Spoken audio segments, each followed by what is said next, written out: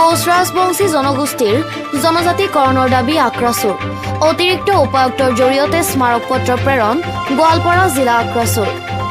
পৃথক কমতাপুৰ ৰাজ্য গঠন আৰু কোচ ৰাজবংশী জনগোষ্ঠীক জনজাতিকৰণৰ দাবীত গোৱালপাৰা জিলা আক্ৰাসুৱে অতিৰিক্ত উপায়ুক্তৰ জৰিয়তে 21 ছেপ্টেম্বৰত এখন স্মাৰক পত্ৰ প্ৰেৰণ কৰে চৰকাৰলৈ। গোৱালপাৰা জিলাৰ আক্ৰাসুৰ সভাপতি অনাদিল ৰায় চৰকাৰ আৰু সাধাৰণ সম্পাদক ৰত্নদীপ ৰায় নেতৃত্বত যোৱা এটি সজাতি দলে জিলাৰ অতিৰিক্ত উপায়ুক্তক সাক্ষাৎ কৰি জনজাতিকৰণ প্ৰক্ৰিয়া দাবী সম্বলিত স্মাৰক পত্ৰ প্ৰেৰণ কৰা হয়। উল্লেখযোগ্য যে ভাৰতৰ গৃহমন্ত্ৰী অমিত শ্বাহে